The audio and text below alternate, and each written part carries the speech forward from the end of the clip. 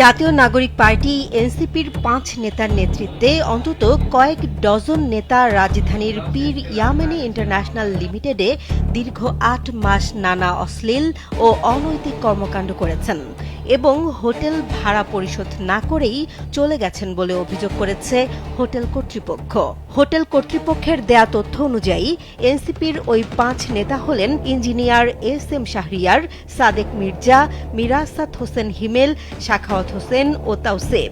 এর মধ্যে engineer SM. Shahriar Dhaka মহানগর দক্ষিণ শাখার সদস্য সচিব, বাকিরাও দক্ষিণের কমিটিতে বিভিন্ন পদবিতে রয়েছেন। শাহরিয়ারের বিরুদ্ধে ৫ আগস্টের আগে ছাত্রলীগের সক্রিয় রাজনীতিতে যুক্ত থাকার অভিযোগ রয়েছে, এমনকি ছিলেন স্থানীয় এমপির ঘনিষ্ঠজন।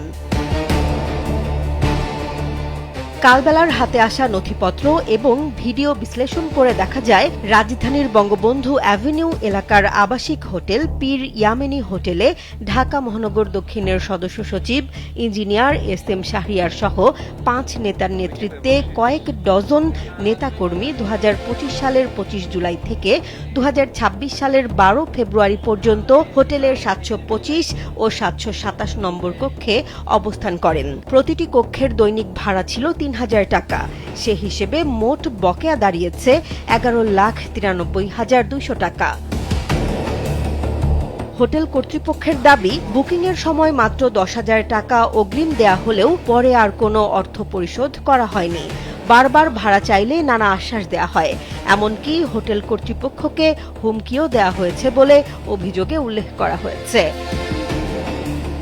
হোটেলের হিসাব বিভাগের প্রধান মোহাম্মদ কাজল দাবি করেছেন, সেখানে প্রায়ই বাইরের লোকজনের আনাগোনা ছিল এবং অনেক সময় নারীদের নিয়েও আসা হতো। বিষয়টি নিয়ে আপত্তি জানানো হলে সংশ্লিষ্টরা হোটেল কর্তৃপক্ষকে নিজেদের কাজে হস্তক্ষেপ না করার কথা বলেন।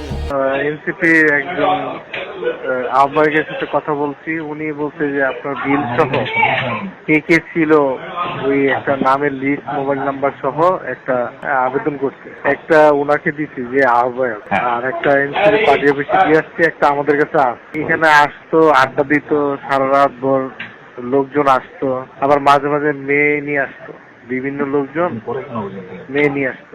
আমরা তো বলতাম যে মেয়ে এলাও না, বলতেছে আপনাদের কাজ আপনারা করেন, আমাদের কাজ আমাদের করতে দেন। তবে অভিযুক্ত নেতারা অভিযোগ অস্বীকার করেছেন। এস.এম. শাহরিয়ার বলেছেন, হোটেল ভাড়ার বিষয়টি তার জানা নেই এবং নারী নিয়ে অবস্থানের অভিযোগ সম্পূর্ণ ভিত্তিহীন। আমার মনে হয় একটু ভুল হইতে পারে, কারণ আপনি দরকার ভিডিও যদি কোনো কিছু মিলাই নিয়ম যদি কে আমি ছিলাম এর আগে রাজনীতি করি না, আমি নাগরিক কমিটিতে ছিলাম, মানে আপনি নিজেই তখন বিচার করতে পারবেন। ২০২৫ বিকাল ৪টার দিকে সেখানে মেয়ে সহ আপনি গেছেন, সেটার একেবারে ফুটেজ রয়েছে না। অন্যদিকে সাদেক মির্জা ও সাখাওয়াত হোসেনও দাবি করেছেন, তারা আর্থিক বিষয় সম্পর্কে অবগত নন। আর মিরাসাত হোসেন হিমেল জানিয়েছেন, তিনি ওই হোটেলে গিয়েছেন কিনা সেটিও তার মনে নেই। হ্যাঁ, আমাদের ওইখানে দুইটা রুমের মধ্যে আমাদের কয়েকজন ছিল, তো ওই পলিটিক্যাল কারণে বিভিন্ন আন্দোলনের সময় ছিল, তো আমি তখন ওই যে দু একবার দেখা করতে গেছিলাম। আমি এখানে কখনো থাকিনি, এটার ব্যাপারে আমি টোটালি অবগত না ভাই। এ বিষয়ে এনসিপির আহ্বায়ক নাহিদ ইসলাম বলেছেন, অভিযোগটি দলের শৃঙ্খলা কমিটির কাছে পাঠানো হয়েছে। তদন্ত প্রতিবেদন পাওয়ার পর সাংগঠনিক নিয়ম অনুযায়ী প্রয়োজনীয় ব্যবস্থা নেওয়া হবে।